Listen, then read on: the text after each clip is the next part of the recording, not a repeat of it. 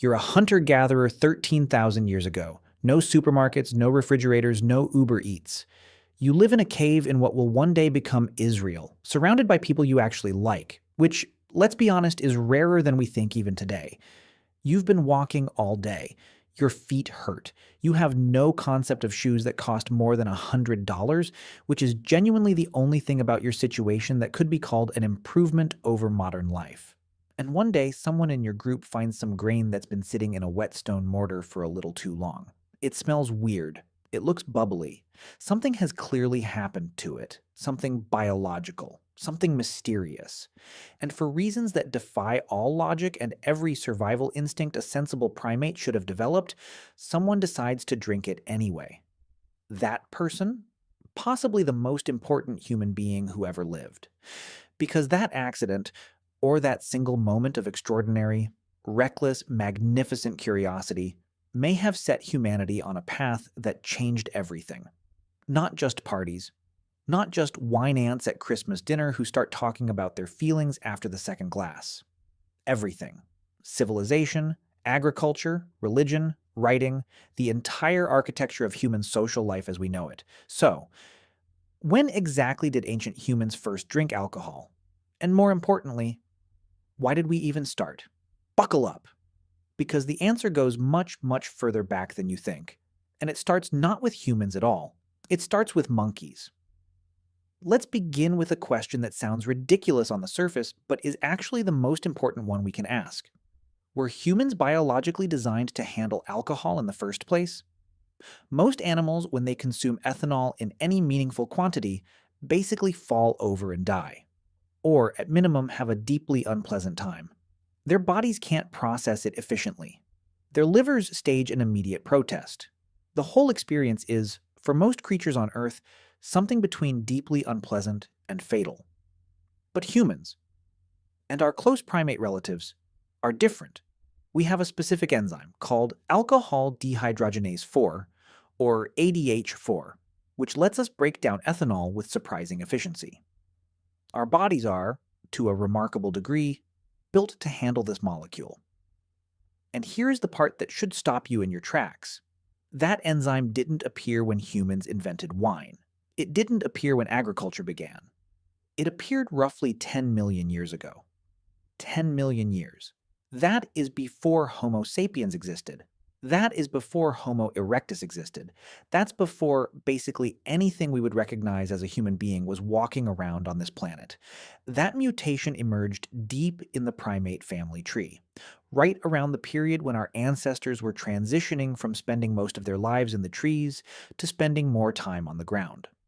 Which means for 10 million years, long before we were consciously choosing to drink, our bodies were already preparing for the relationship. A biologist at UC Berkeley named Robert Dudley spent 25 years trying to figure out why.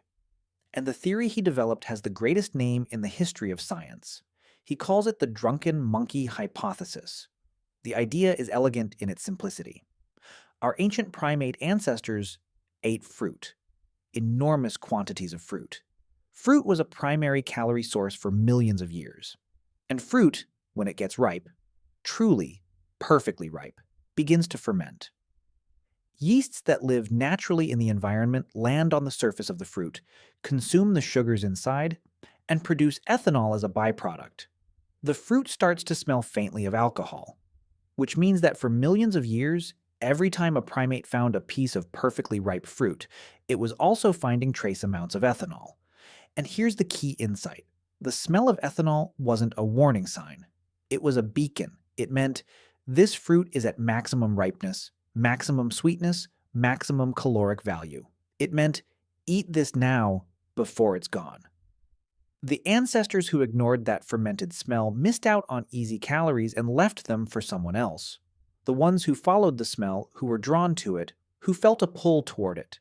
Those ancestors got more food, survived longer, had more offspring, and passed that preference down the line. Over millions of years, through the completely impersonal logic of natural selection, a preference for the scent and taste of alcohol became baked into the primate nervous system. We were literally selected by evolution to enjoy the smell of booze. This is not a character flaw. This is not weakness. This is 10 million years of adaptation working exactly as designed. You literally cannot blame yourself. Now, the drunken monkey hypothesis isn't just theoretical, it's been tested. Researchers went to Panama and studied wild black-handed spider monkeys, collecting the fruit these animals actively chose to eat and testing it for alcohol content. The fruit these monkeys preferred regularly contained between 1 and 2% alcohol by volume, a natural result of fermentation happening inside the ripening fruit. And when scientists analyzed urine samples collected from the same free-ranging monkeys, they found secondary metabolites of ethanol, proof that the animals were not just ingesting the alcohol but actively metabolizing it. Even more striking, a parallel study of chimpanzees living in the Ivory Coast found that their typical daily fruit diet could expose them to the equivalent of 1 to 2 full human drinks worth of ethanol every single day, without making any choices about it, just by eating their normal food.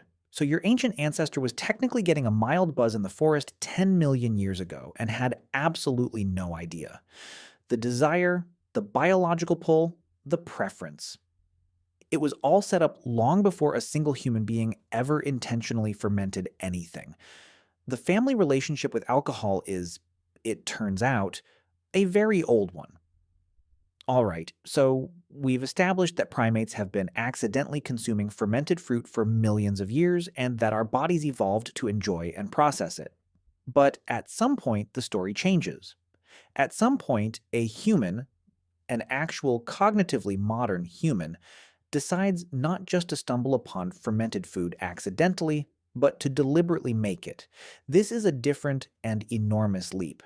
It requires observation, it requires memory, it requires the ability to notice that something happened to this grain last time it got wet, and to decide to reproduce that process intentionally. It requires, in other words, something that looks a lot like science.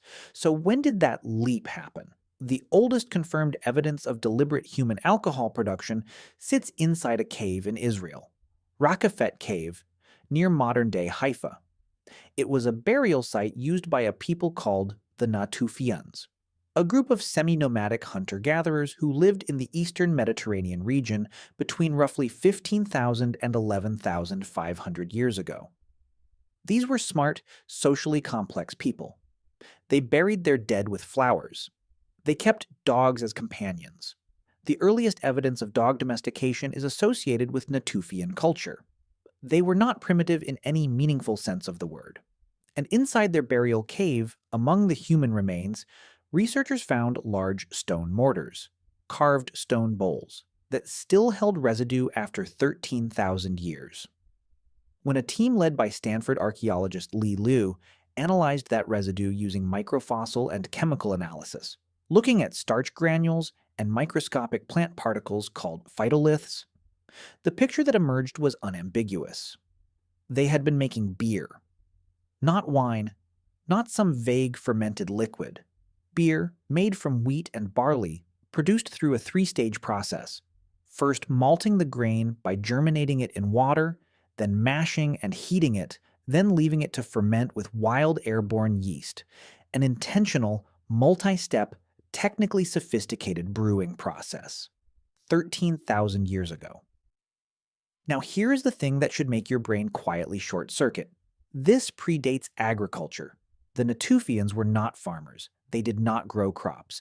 They gathered wild grain from the landscape around them, and instead of eating all of it, they used some to make beer. Deliberately, ritually, for their dead. And this single fact has fueled one of the most genuinely fascinating debates in all of archaeology. Did humans first settle down and begin farming because they wanted reliable grain for bread? Or because they wanted reliable grain for beer? The beer before bread hypothesis, championed most famously by archaeologist Brian Hayden, argues that the desire to produce fermented grain beverages reliably and consistently may have been one of the key motivations, possibly the primary motivation, behind the agricultural revolution. Think about it from first principles. Why would a nomadic hunter-gatherer living a reasonably successful life by moving with the seasons and following food sources suddenly decide to stay in one place, break up the ground, plant seeds, and wait months for them to grow? What would make that trade-off worthwhile? Beer. A guaranteed supply of beer. And beyond beer, the ability to produce a reliable surplus of a calorie-dense, mildly intoxicating beverage that also happened to be safer than drinking local water, that could be shared at communal feasts, that could be used to honor the dead, that could mark the transition between seasons and the sacred events of human life. This is deeply controversial. Many archaeologists argue that bread and nutrition came first, and that beer was an extension of grain processing already developed for food. But the Natufian discovery has given the beer hypothesis powerful new evidence. Because here were people, 13,000 years ago, before agriculture existed anywhere on Earth, who were already brewing. The desire to make alcohol demonstrably predates organized farming. The timeline is settled. The argument is alive. Let that sit for a moment. The oldest intentional alcohol production on Earth was not made by farmers, not by city builders, not by people we usually associate with civilization. It was made by nomadic cave dwellers in the context of burying and honoring their dead. From the very beginning, alcohol was never just about having a good time. It was sacred. Let's keep moving forward through time, because after the Natufians, the archaeological record starts filling up quickly and from multiple directions simultaneously. Jump roughly 4,000 years forward to around 7,000 BCE, which sounds like a long time, but is actually relatively recent in the context of everything we've discussed so far. And we arrive in Jiahu, a Neolithic village in China's Yellow River Valley. Researchers led by molecular archaeologist Patrick McGovern of the University of Pennsylvania analyzed residues inside early pottery jars excavated from the site. What they found was remarkable: a mixed fermented beverage combining rice, honey, and hawthorn fruit, possibly also grape. 9,000 years old, what you might reasonably describe as an ancient cocktail. Around the same period, in what is now the country of Georgia, in a small village called Gadakrili Gora, archaeologists found evidence of wine production going back approximately 8,000 years. The inside of large clay storage jars still bore the chemical signatures of grape fermentation. This is currently the oldest confirmed wine in the world. Georgia still makes wine the traditional way, in large clay vessels called kvavery that are buried in the earth, and Georgians will tell you with complete justification that they invented wine. There is truly no arguing with them, and there is no reason to try. Meanwhile, also in China, at a site called Chaotu, dating to around 9,000 years ago, researchers found pottery vessels containing beer brewed from rice and a grain called Job's tears, which still grows in East Asia today. More significantly, at Chaotu, they also discovered the earliest known evidence of mold-based fermentation starters, a technique using specific fungi to break down the complex starches in grain before fermentation, which predates any written record of the method by thousands of years. This technique is the direct ancestor of the processes used today to make sake, baijiu, Korean makioli, and dozens of other East Asian fermented drinks. 9,000 years of continuous tradition, running unbroken from a Neolithic pottery vessel to a glass on a table somewhere in Tokyo tonight. What this geographic spread tells us is extraordinary. These cultures, China, Georgia, the Eastern Mediterranean, were not in contact with each other.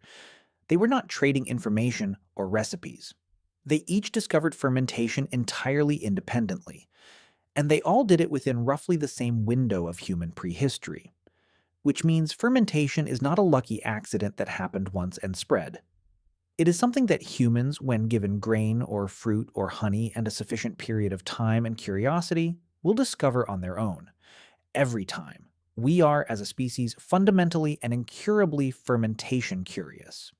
Now, let's talk about the civilization that turned alcohol from a discovery into a full bureaucratic system: Mesopotamia, the land between the Tigris and Euphrates rivers in what is now Iraq. The Sumerians, then the Akkadians, then the Babylonians. The place where writing was invented, and where, perhaps not coincidentally, some of the very first things written down were records about beer. Archaeological evidence from Göbekli Tepe in the Zagros Mountains of western Iran places beer production in the greater Mesopotamian region as early as 3,500 BCE. Chemists found calcium oxalate, a residue produced during beer fermentation, crystallized and preserved inside ancient clay vessels. The same site also yielded the earliest chemically confirmed wine residue in the Near East. But Mesopotamia didn't just drink. Mesopotamia organized drinking into a social and economic institution. This is perhaps the most Mesopotamian thing imaginable, and it is wonderful. Sumerian workers received daily rations of beer as a fundamental part of their compensation. This wasn't casual generosity, it was the system. If you were a laborer building a temple, a scribe copying tablets, a farmer clearing irrigation channels, you received beer. Detailed administrative tablets survive that record these distributions with the same meticulous precision a modern accountant brings to a payroll system. Workers of average rank might receive around 2 liters of beer per day. Senior officials and higher-ranking individuals received more. Even individuals who had died were provisioned with beer for the journey into the afterlife, because apparently the Sumerians saw no reason why death should interrupt a reasonable daily ration. Beer was currency. Beer was wages. Beer was religion. Beer was medicine. Beer was the social fabric itself. The Sumerians loved beer so deeply, so sincerely, so reverently, that they created an entire goddess to embody it. Her name was Ninkasi, which translates magnificently as the lady who fills the mouth. She was the daughter of Enki, the creator god, and Ninti, queen of the sacred lake. She was a major figure in the Sumerian pantheon, and her domain was not just brewing, it was the entire civilizing power that fermented grain represented. Around 1800 BCE, an anonymous Sumerian poet composed a hymn in her honor. The hymn to Ninkasi is one of the most extraordinary documents to survive from the ancient world. It is a religious poem. It is a declaration of love for a goddess, and depending on which scholars you consult, it is also, embedded within its verses, something remarkably close to a step-by-step brewing recipe. Written on 2 clay tablets, it describes the malting of grain, the baking of it into a bread called bapir, the soaking, the fermenting, the filtering of the final liquid through a woven basket. The process is described in enough detail that in 1989, a modern American brewer named Fritz Maytag, founder of Anchor Brewing Company in San Francisco, actually attempted to recreate it. The result was served at the annual meeting of the American Association of Microbrewers. Attendees drank it from clay jugs through long straws, as the Sumerians had. The alcohol content was around 3.5%. The taste was reportedly reminiscent of champagne mixed with dates. 3,800 years after that hymn was written, it still worked. That is either a testament to the precision of ancient Sumerian brewing knowledge or to the fundamental robustness of fermentation as a process. Probably both. The Babylonians, who inherited and expanded much of Sumerian culture, took this further still. They documented at least 70 varieties of beer. 70. Light beer, dark beer, filtered beer, beer mixed with honey, spiced varieties, regional styles. They had an entire taxonomy of fermented beverages at a period when most of the world's population was still organizing itself into the first agricultural settlements.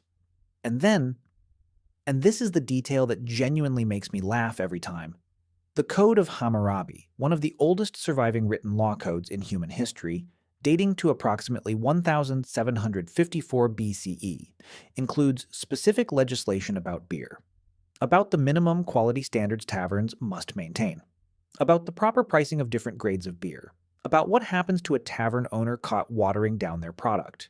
If you watered down your beer in ancient Babylon, the punishment was being thrown into the river. Humanity's first great written legal code included consumer protection law for alcohol quality. We have, as a species, always known what matters. Egypt deserves its own chapter in this story, because the Egyptians were doing something slightly different and in many ways more interesting. Ancient Egyptians consumed both beer and wine, and both were completely central to their religious and daily lives. The workers who built the pyramids, not slaves, as decades of Egyptological research has established, received regular rations of beer and bread as the foundational elements of their diet and their pay. Egyptian beer, made primarily from emmer wheat, was thick, nutritious, and low in alcohol by modern standards. In a climate where Nile water could carry dangerous pathogens, a fermented beverage with its natural antimicrobial properties was often genuinely safer to drink. Beer was, in a very real sense, public health infrastructure. Wine, however, was prestige. Wine was for the elite, for high ceremony, for offerings placed before the gods, and for the burial chambers of pharaohs. When archaeologists excavate royal Egyptian tombs, they find wine jars, sealed and labeled. Labeled not just with the vintage year, but with the vineyard of origin, and, in some cases, the name of the chief vintner responsible.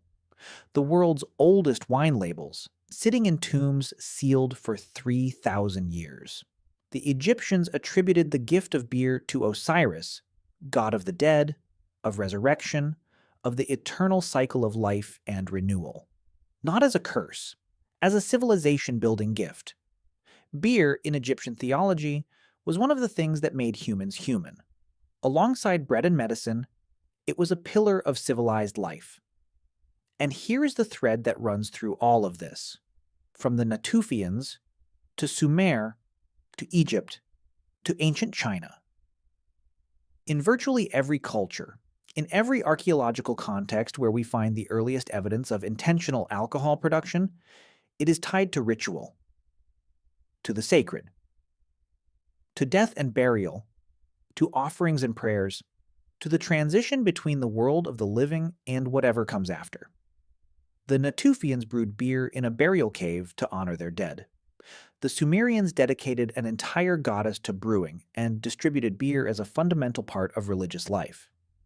The Egyptians offered wine to Osiris at the border between this world and the next. Ancient Chinese burial sites from 9,000 years ago contain painted pottery vessels that held beer made for the deceased. The earliest alcohol production we can identify across the entire span of human archaeology, on every continent where it has been studied, is fundamentally bound up with the spiritual, the communal, and the sacred. This is not a coincidence. There is something about altered states of consciousness, about the loosening of ordinary perception that a fermented beverage provides, that humans have consistently understood to be meaningful, to be a doorway, to represent a moment of stepping outside the ordinary bounds of individual experience and touching something larger. Whether you interpret that spiritually or neurologically or purely socially, the pattern is real. Humans didn't invent alcohol as a way to forget their problems after a long day of prehistoric agriculture. They invented it, or rather discovered and cultivated it, as a way of marking the moments that matter most. Birth, death, harvest, prayer, the turning of seasons, the binding of communities together. So, when did ancient humans first drink alcohol? The complete answer spans an almost incomprehensible range of time. The biological foundation, the genetic machinery that lets us metabolize ethanol, the enzymatic preference that makes us seek it out, was laid 10 million years ago in the primate ancestors we share with every living ape and monkey on Earth. Our bodies were shaped by millions of years of finding fermented fruit in the forest before a single human being ever consciously decided to make a drink. The first intentional production, 13,000 years ago, confirmed in a cave in Israel by hunter-gatherers who brewed beer as an act of devotion to their dead. The spread across civilizations, the following several thousand years independently and simultaneously, in China, Georgia, Iran, Mesopotamia, Egypt, and beyond. From there, the trajectory is relatively well documented. Beer rations in Sumer, wine in Egypt's royal tombs, hymns to brewing goddesses, law codes, protecting the quality of tavern pours, and an unbroken chain of fermentation knowledge that connects a Neolithic pottery vessel to every bar, winery, brewery, and kitchen in the world today. The next time someone passes you a drink, take a moment to appreciate the full weight of what you're holding. That glass is connected through an uninterrupted chain of human curiosity and ritual and survival and community, all the way back to a hunter-gatherer standing in a cave 13,000 years ago, tasting something strange and uncertain and finding it, against all reasonable expectations? Good. And behind that, another 10 million years of monkeys in the forest following the smell of something sweet and slightly wrong and deciding every time to go toward it. Humanity didn't stumble into alcohol by accident. We grew toward it, the way a plant grows toward light. Okay, I'm off now. I'm gonna get completely drunk. In the meantime, click on the next video. Bro, please, just click. See you soon.